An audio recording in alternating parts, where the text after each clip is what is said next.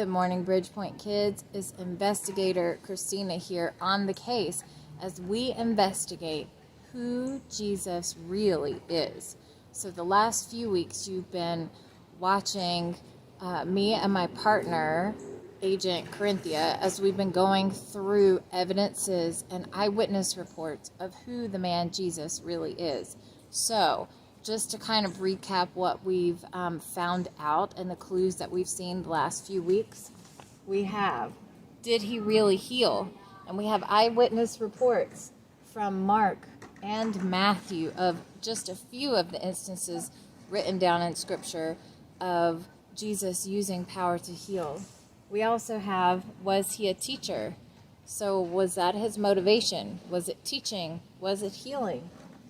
Did he have friends? Was he a good friend to others? And we have eyewitness reports from Zacchaeus and a Samaritan woman, which we know Jews and Samaritans were not, they weren't traditionally friends. Well, today we are investigating whether or not Jesus was God's son. Was he a man? Was he God? How could he be both? So one of the questions that I have for this report is miracles or tricks? We have 3 different eyewitness reports that we're going to be looking at today. There are many, many others, but these are the 3 major ones that we are going to investigate. And our first one is from Mark. So in our case, this is case 475. I have this eyewitness report from Mark, and this is in chapter 4.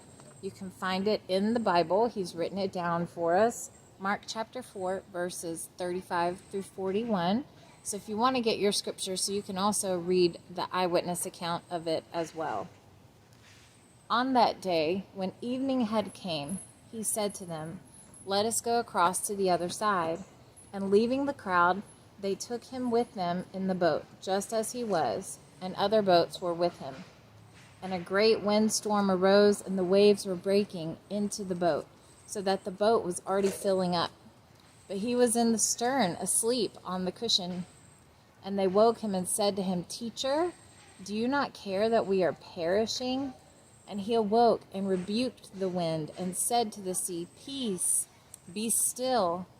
And the wind ceased, and there was a great calm. He said to them, "Why are you so afraid? Have you still no faith?"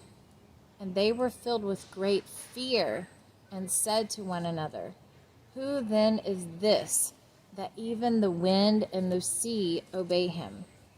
Again, this is from our eyewitness testimony from Mark. So we're going to add that to our evidence board. Wow. So they thought they were going to die. Jesus saves them, and they were afraid. They weren't relieved. Mark didn't write that they were relieved. He wrote that they were afraid. They were afraid because they didn't understand how Jesus could do that. So was it a trick? Do you think that he could have conjured up some magic trick to make the weather stop? I don't know. That sounds far-fetched to me. All right. Our next evidence report is from Matthew. So if you want to turn to Matthew in your Bibles, this is Matthew chapter 14, verses 22 through 33. Immediately, he made the disciples get into the boat and go before him to the other side while he dismissed the crowds. And after he, talking about Jesus, had dismissed the crowds, he went up on the mountain by himself to pray. When evening came, he was there alone. But the boat by this time was a long way from the land, beaten by the waves, for the wind was against them. And in the 4th watch of the night he came to them, walking on the sea. But when the disciples saw him walking on the sea, they were terrified and said, "It's a ghost!" And they cried out in fear. But immediately Jesus spoke to them, saying, "Take heart, "It is I. Do not be afraid." And Peter answered him, "Lord, if it is you, command me to come to you on the water." He said, "Come." So Peter got out of the boat and walked on the water and came to Jesus. But when he saw the wind, he was afraid, and beginning to sink, he cried out, "Lord, save me."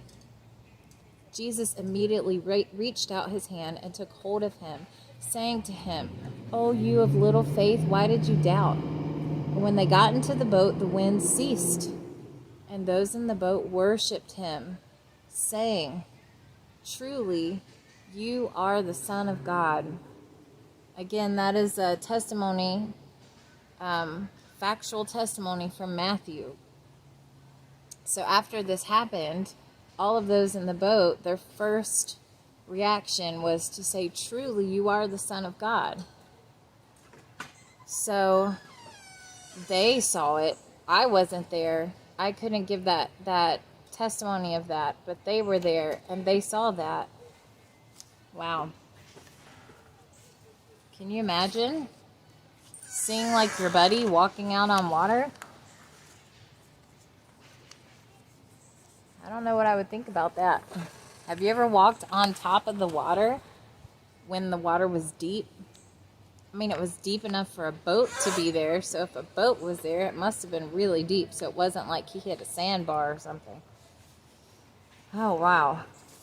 All right, well, next, my partner, Agent Corinthia, has actually went to the home of John and is going to ask John to recount another story of Jesus taking a little bit of food and making it multiply.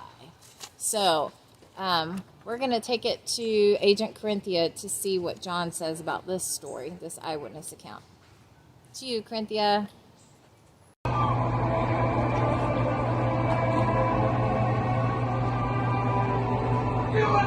Hey, John, can you tell me the story about Jesus feeding the 5,000 with the fish and 5 loaves? Let me just pause my movie real quick. But yeah, sure, I can tell you all about it. Let me grab my tablet. Did you write a story about that too? I wrote a story about lots of things. That's in here as well. All right, that's your testimony of it? It's my testimony of it. I got my tablet here so I can remember everything properly. Okay, where can we find this?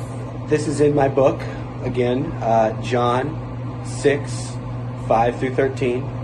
Okay. Okay. All right, I'm listening. All right. So when Jesus looked up and saw a great crowd coming toward him, he said to Philip, "Where shall we find bread for these people to eat?" He asked this only to test him, for he already had in mind what he was going to do.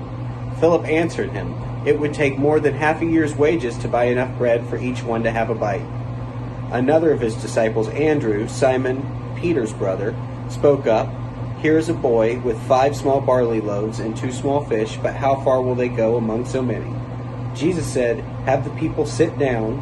There was plenty of grass in that place, and they sat down. About 5,000 people were there. Wow.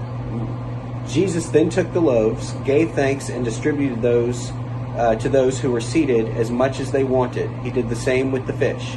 When they had all had enough to eat, he said to his disciples, "Gather the pieces that are left over. Let nothing be wasted." So they gathered them and filled 12 baskets with the pieces of the 5 barley loaves left over by those who had eaten. That is an incredible story. It was good. It was good food too.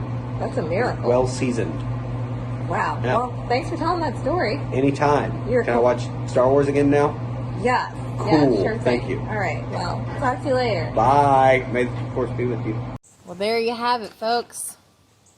John, the disciple, who's apparently using technology these days by watching Star Wars and using a tablet, has given us an eyewitness account of Jesus taking just a little bit of food and multiplying it to feed so many people.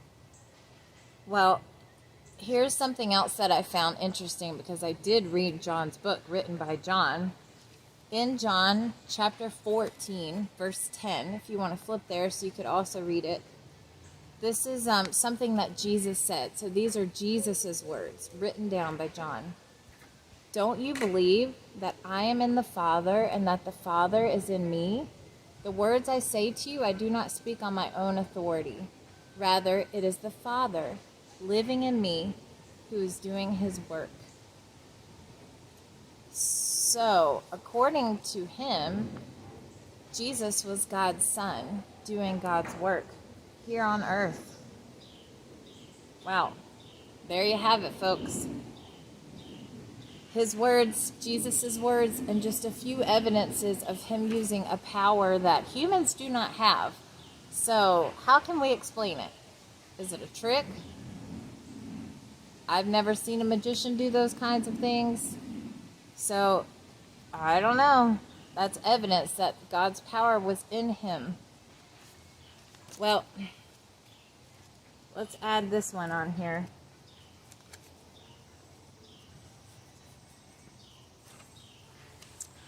I hope you come back next week because we're going to be learning about the job that Jesus said he was here to do, what his motivations were. So he said he's here to do his Father's work, but what work is that? What were his motives? We're going to study some more evidences of that, talk to some more eyewitnesses, and I really hope my partner and I can join together then. So please come back so you can see how our investigation is going. Hope you've had a great week. Can't wait to see you soon. Bye, Bridgepoint kids.